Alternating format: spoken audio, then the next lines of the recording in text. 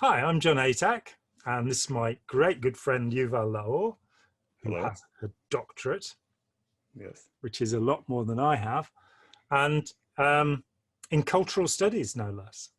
And we took up the subject of new atheism, and we disappointed Chris Shelton, or rather I disappointed Chris Shelton by giving what he felt was an erroneous description of street epistemology. But we're not going to talk about that here. What we're going to talk about is this notion of agnosticism, particularly because I said I was an agnostic, and somebody in the comments said that that didn't tell them anything because I could be an agnostic theist or an agnostic atheist. So should we start with the definition from the Oxford English Dictionary? Sure, for agnostic, yeah. For agnostic. Yeah. And I didn't actually, I had to come and read this before I knew what I was. And I really like it now. An agnostic, pronounced agnostic, which is both a noun and an adjective. First used in 1870, first known usage. One who holds that the existence of anything beyond material phenomena, for example, of a first cause or of noumena, cannot be known. As an adjective pertaining to agnostics or agnosticism. So one who holds that the existence of anything beyond material phenomena, for example, of a first cause, or of noumena, the things of the mind, cannot be known. So the cause of the universe and of noumena. Would you like to tell us what noumena are? Because you have a doctorate. Yeah, well, and I'm sure that it's used in a number of ways as well. But we have phenomena and noumena. Yep. Yeah. So it's the thing in itself, the thing that is beyond our sensory perception of it. The thing as it is, not observed. Yeah. Yeah. And not knowable. Maybe that's can't distinguished between the noumena and the phenomena, and as such, he placed epistemology, which is the theory of knowledge, as above metaphysics, which is a theory of existence. So, if before that the people like Aristotle would refuse to acknowledge that there's a problem here, right? That there's the mind and the body, our knowledge of the world and the world itself, they interact so much. You want to find out how matter affects the mind, drink a glass of vodka and you'll find out that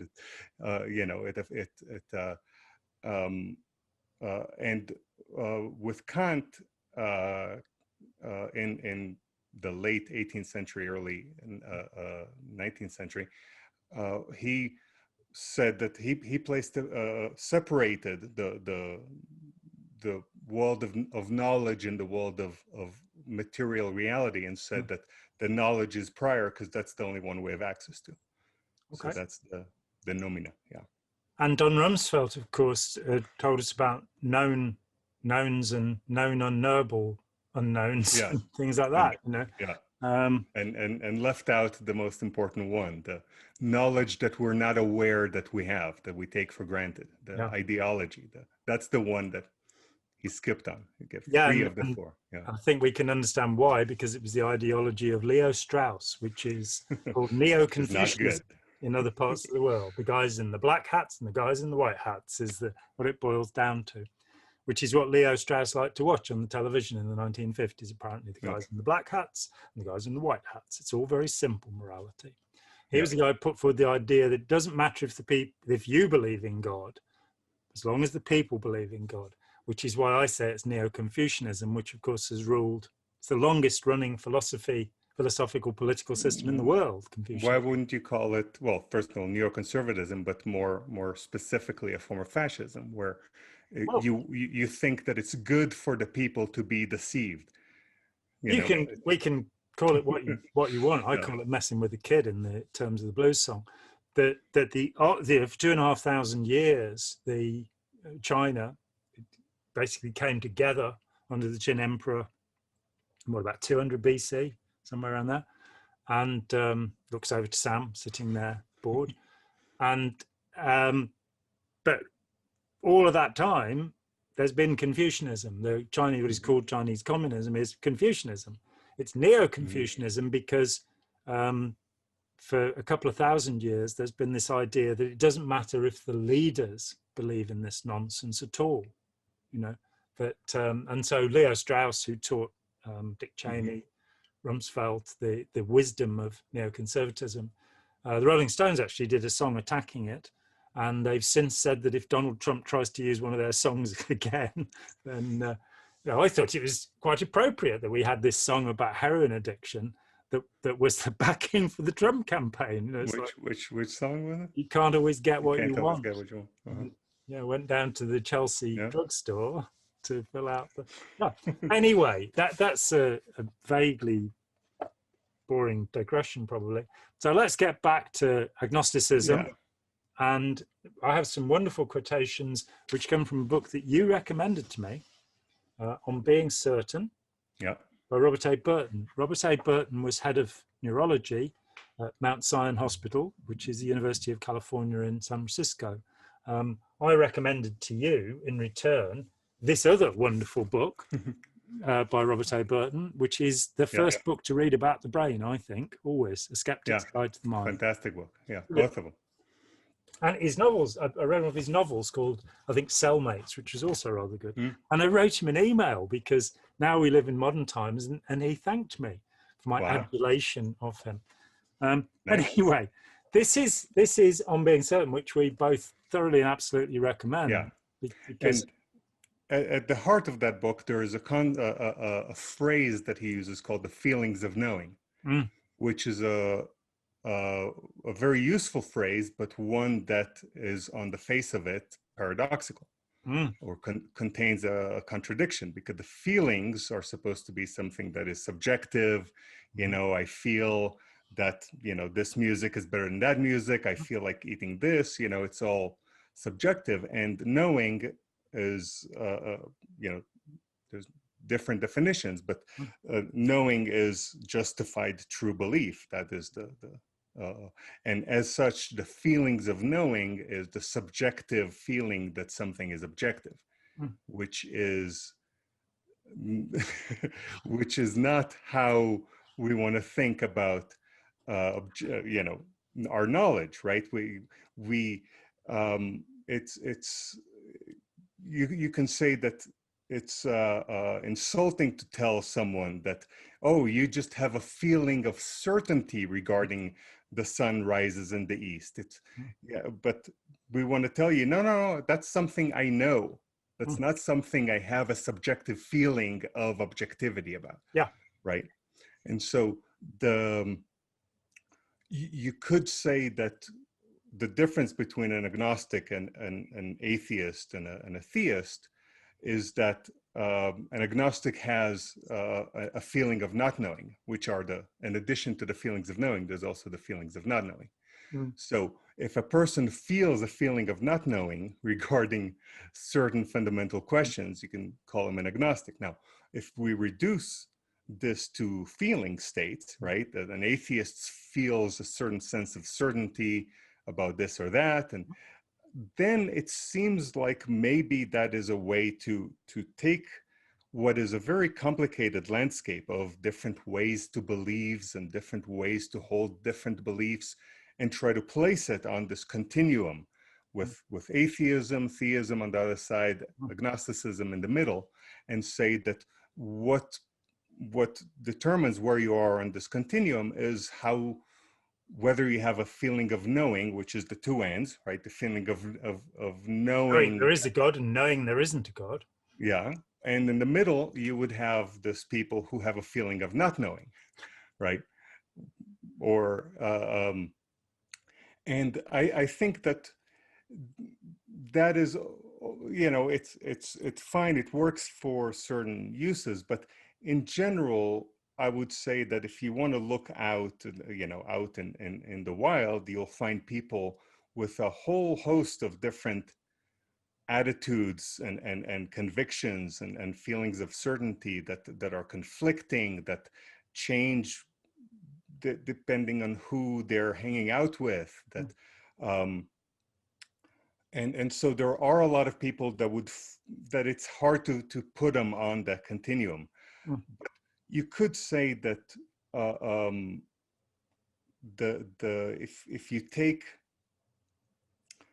the two sides of the people with the certainty, right? The theists and the atheists, and you say, you know, that's they're the same because they both have a feeling of certainty. But many times the feeling of certainty that atheists feel is regarding, and it's not a feeling of uncertainty. It is a feeling of certainty regarding the non-existence of a specific thing. Now, there is a quote by Darwin, right, where he... Well, let's go through the quotes that Robert A. Burton gives us from Darwin, because he gives us a page of fascinating quotes showing the journey along that line or that spectrum that Darwin himself took. It's worth pointing out that Darwin was a theology student, which is something not enough people seem to be aware of. But educated by the Jesuits, so he got the education of how to argue against theism to prepare him for those arguments. And we didn't have any Jesuits in England then. What a ridiculous idea. He grows up in an intellectual milieu. He's part of, you know, the Wedgwood family are related to the Darwins, all of these powerhouse intellectual families. Thomas Huxley, who will invent the word agnostic, to which Darwin will later cleave, is called Darwin's bulldog because he defends Darwin. His grandchildren, Julian Huxley, will be the man who uses David Lack's work to finally prove something about Darwin and the Galapagos finches. And he's one of the most eminent biologists of the 20th century. And of course, his brother is Aldous Huxley, the notorious atheist who converted and became a very religious sort of strange person who took LSD and in fact died. He took an LSD trip when he knew he was dying. And in fact, his final written message to humanity, the great author of Brave New World, was LSD, try some. Well, there you go. There's a factoid not worth knowing. To begin his discussion, Darwin described how the experience of sublime feelings while in the midst of the grandeur of a Brazilian forest led him to the firm conviction of the existence of God and of the immortality of the soul. But gradually, over a period of years, such majestic scenes failed to evoke these feelings. He compared this loss of a sense of personal conviction to becoming colorblind in a world that has a universal belief in redness. He was quick to recognize that his lack of conviction, like colorblindness, didn't shed any light on any external truth, such as whether or not redness exists. Darwin says, "I cannot see that such inward convictions and feelings are of any weight as evidence of what really exists." He went on to equate the feelings of conviction with other sublime feelings that I have referred to as the feeling of faith. The state of mind which grand scenes formerly excited in me and which was intimately connected with a belief in God did not essentially differ from that which is often called the sense of sublimity. And however difficult it may be to explain the genesis of this sense, it can hardly be advanced as an argument for the existence of God, any more than the powerful though vague and similar feelings excited by music. He then goes, Darwin was sufficiently astute and introspective to realize that the source of his former belief in God was a mental sensation that had no bearing on any external reality. But he wasn't any easier on the ability of reason to decipher the universe. And he explains that he's edited what follows. He's not added anything to it, but he's jumped over certain passages so that for the sake of brevity. Another source of conviction in the existence of God, this is Darwin speaking, connected with the reason and not the feelings, impresses me as having much more weight This follows from the extreme difficulty, or rather impossibility, of conceiving this immense and wonderful universe as the result of blind chance or necessity. When thus reflecting, I feel compelled to look at a first cause having an intelligent mind in some degree analogous to that of man, and I deserve to be called a theist. This conclusion was strong in my mind when I wrote The Origin of Species. Since that time, it has very gradually become weaker. But then arises the doubt, can the mind of man, which has, as I fully believe, been developed from a mind as low as that possessed by the lowest animal, be trusted when it draws such grand conclusions? May not these be the result of the connection between cause and effect, which strikes us as a necessary one, but probably depends merely on inherited experience? I cannot pretend to throw the least light on such abstruse problems. The mystery of the beginning of all things is insoluble to us, and I, for one, must be content to remain an agnostic. It's been put forward that he wouldn't say that he was an atheist because it would upset his wife, who was a believer. But I believe that was extracted from a private letter. So I saw somebody had actually published, some professor had published a paper, you know, putting forward this idea that he didn't want to upset his wife. So, well, this is not a public statement. So yeah, but it still might be him, you know, saying it for the benefit of the person who might talk to his wife, or it could be that the way he uses agnostic here is you know, something that some people would consider atheism. But the first of all, those are great quotes by Darwin. But first, there is an acknowledgement that a sensation is not an argument. And at the same time, for humans, a sensation of the right kind can be the ultimate argument, right? So in general, right, from a logic point of view, a sensation is not an argument, but when the feelings of knowing need to deceive us, and they really do function as arguments. Now, if I think that this also ties a little bit to the argument from strangeness, right? Because he mentioned stuff that he cannot imagine the world being that rainforest being created by chance or things like that. And there are things that are hard to imagine but are necessary, right? So, for example, you could say that the world has a beginning, right? Or you can say the world doesn't have a beginning, right? Those are two options. One of them, by definition, is correct. And both of them are really, really weird. So, of course, if you're a Buddhist, you can believe both of them, so it's not a problem. Well, they're not they're not using beginning in the same way and in the same, you know. No, they regard. They are. The Buddhist idea is there is being and not being. That the paradox is foundational, that the universe comes out of the paradox. So, but we won't get into Buddhist argumentation. Yeah. We're just saying that there is this other way of looking at it, which is that, you know, the oxymoronic can exist. There is such thing as military intelligence. So we're told.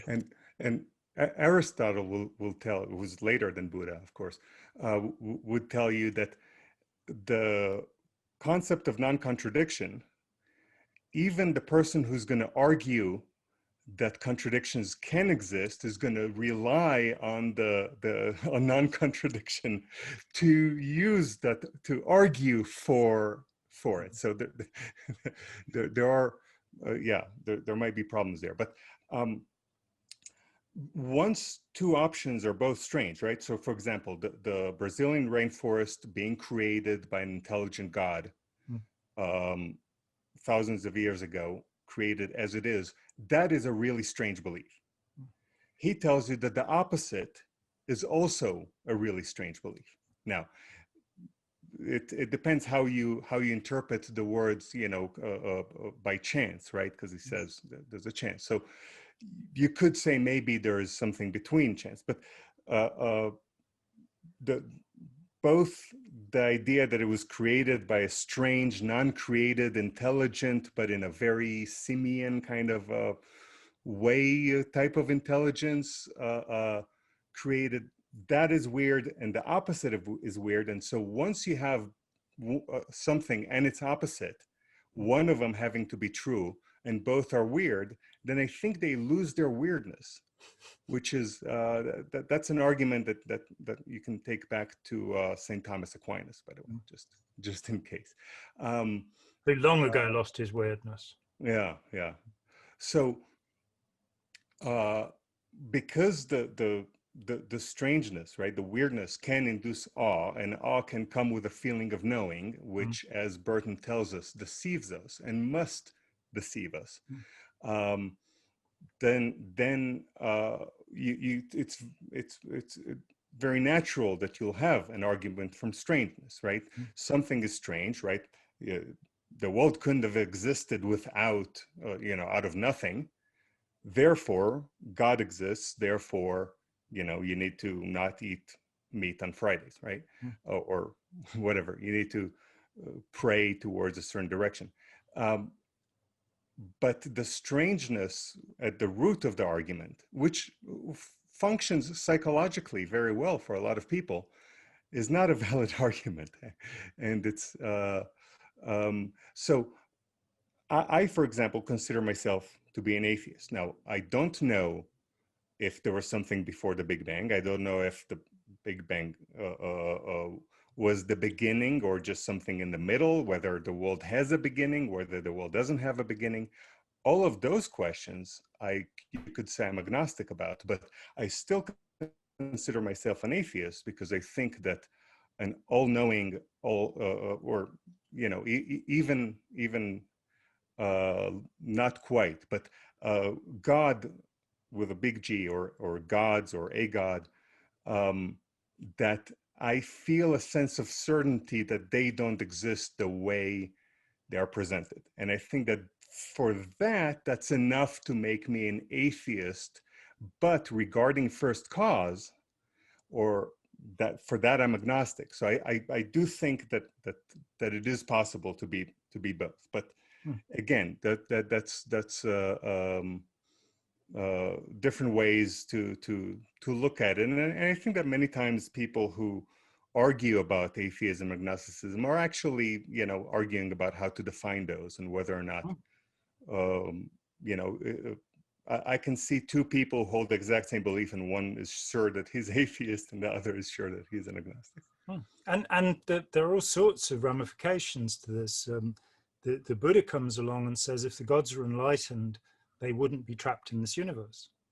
So therefore don't listen to them, pay no attention to the gods, which has always seemed to me a very interesting way of which is also the Lucretian or Epicurean argument, which is related, where he says, well, if the gods exist, they're perfectly happy, and if they're perfectly happy, we cannot damage their happiness, therefore we can't affect them, and therefore they ignore us, and therefore we should ignore them. Yeah, there's a God and a devil, I'm sure there must be, but why should I bother them? They don't bother me.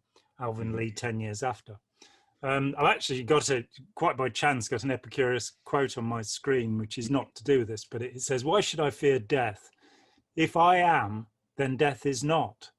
Why should I fear that which cannot exist when I do? Which is a point of view I take. We then have but you can add the, I don't fear death, I just don't want to be there when it happens. Yeah, Woody Allen. The quote. We then, of course, have the Chinese strand of philosophy, and it's interesting that in the West, because everything has been so locked into the Judeo-Christian Islamic view, the Levantine view, that other views were not really considered for a very long time and dismissed, whereas in China and India, those views were openly discussed for millennia. So in China, you have the rise of the Taoist teaching, originally through a very obscure text called the Neiye, which most people will not be aware of, but very popularly through the Tao Te Ching, which is the second most translated book in the world after the Bible. And in there, we find somebody saying, well, I don't know how the universe began, but it must have begun somehow. It must have come out of something. I will call that thing the nameless. Mm-hmm. And there's nothing we can say about it except that it was there then. So there's a good chance that it's there now. And therefore, and works through this beautiful set of ideas. With Buddhists, you have the notion of Buddha mind. Which is what they come up with in the end, which is that the universe comes out of Buddha mind, and that the origin of the universe, according to Buddha, is beginningless greed. So it's all those people, going one down to McD's and wanting another burger, and if they just stop, then the universe would suddenly end. If we get into physics, if we move over, and you have a degree in physics, so I do. You do. So you've doubtless heard about anthropic principle along the way, which I believe comes in 4 forms.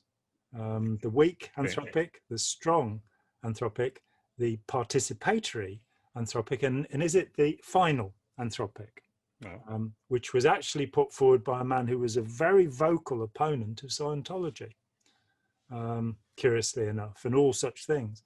The weak anthropic, do you remember what the sequence is? No.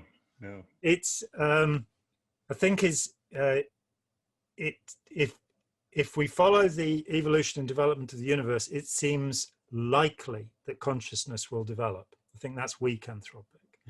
Strong anthropic is, it seems inevitable that consciousness.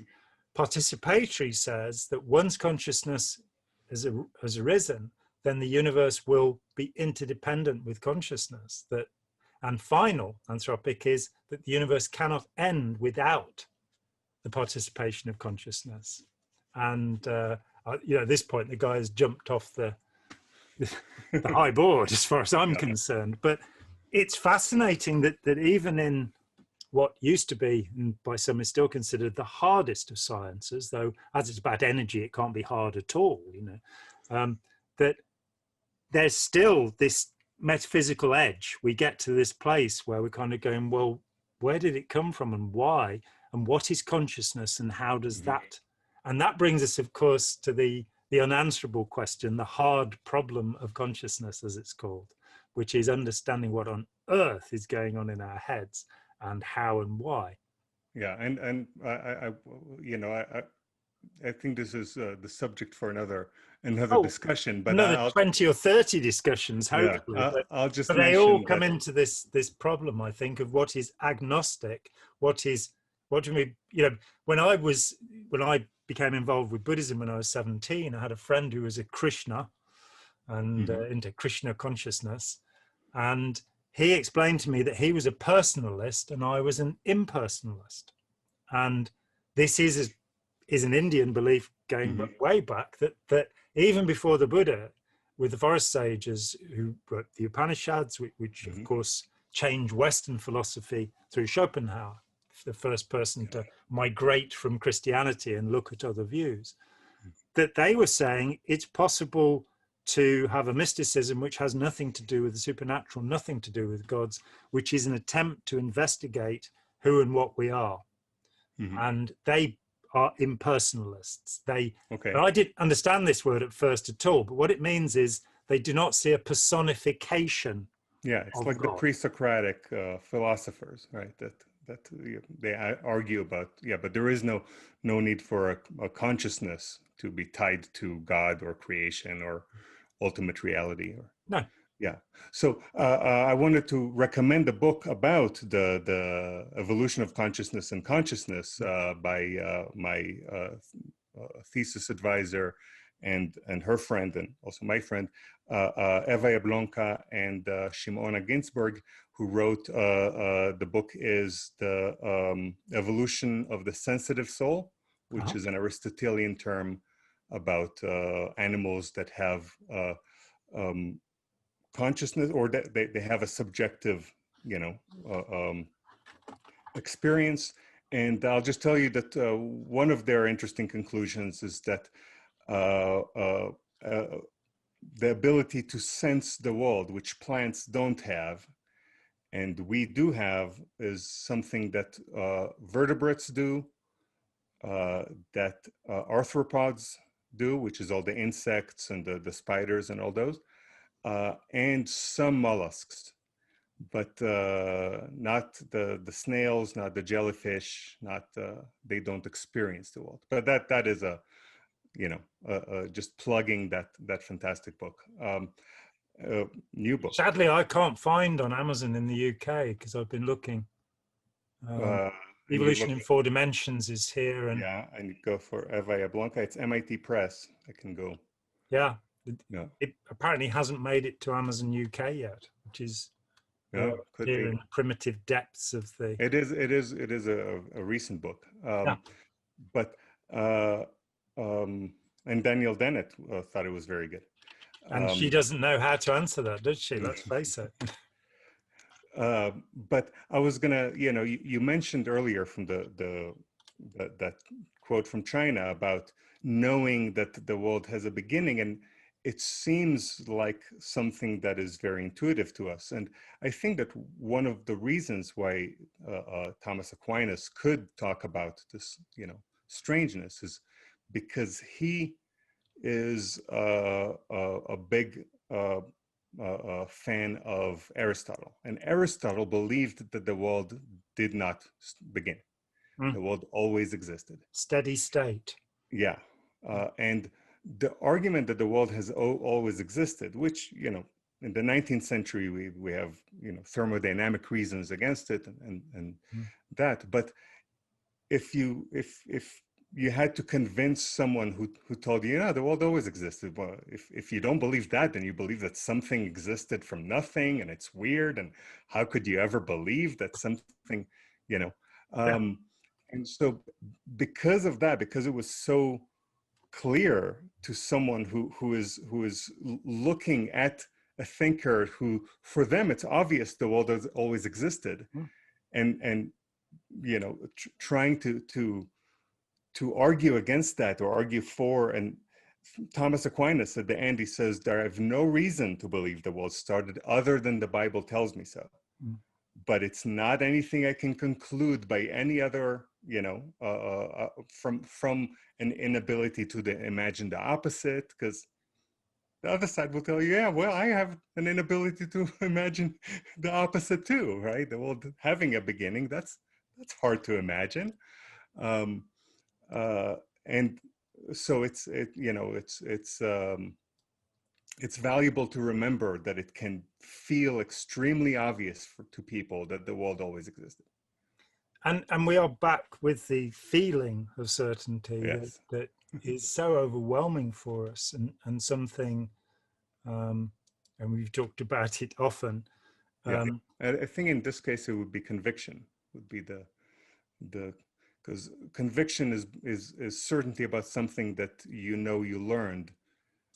That's the way Burton differentiates, and certainty is something that you'll be, you know, I never learned that 2 + 5 = 7, but I have a, you know, or something like that. That is certainty. But if I have a conviction that Australia exists, you know, even though I've never been there. So yeah, I'm not so sure, even though I talk to somebody there every couple of weeks. And the other feelings of knowing are rightness, correctness, realness, and truth. Right. Yeah. The feeling, truthiness. Yeah. I found it. The search for Jablonka didn't reveal it, but by searching the evolution of the sensitive soul, learning and the origins of consciousness, which I had to go to Amazon.com, get that, cut and paste it, bring it back, put it into the UK one, and it now is admitting that you can buy this book for £34, very cheap for an academic book. Or you can get the Kindle edition for £32.46. I do wonder about this sometimes. And just so you know, the production costs of such a book are about £5. So the rest is probably going to the publisher. Doubt, you know, very rare for the author. Or to Amazon, Yeah, well, that there'll be a third of it probably that is profit to the seller. Those profits have diminished. Anyway, we've had a roundabout conversation because I desperately needed something to put up on my channel. But I feel a sense of certainty that we should stop our discussion for today. I'm starting to feel, I have faith that this is now the time. this is now the There you time go. appointed for us to end this conversation. Okay. I'm Jon Atack. This is Yuval Laor. my good friend, and Yes. check out all the things that Yuval has done, because he's absolutely brilliant. And I've Thank you. learned a great deal from Yeah. him in the last 5 years, and I'm not going to share any of it with you. So we'll see you again soon. Thanks so much for watching. Thank you. Hi, Jon here. Thanks for watching. We'd appreciate it very much if you would click like, as well as subscribe, and click the bell for notifications. Every dollar helps, and we welcome new patrons on Patreon, or you can make a one-off payment with any currency through PayPal. Thanks so much.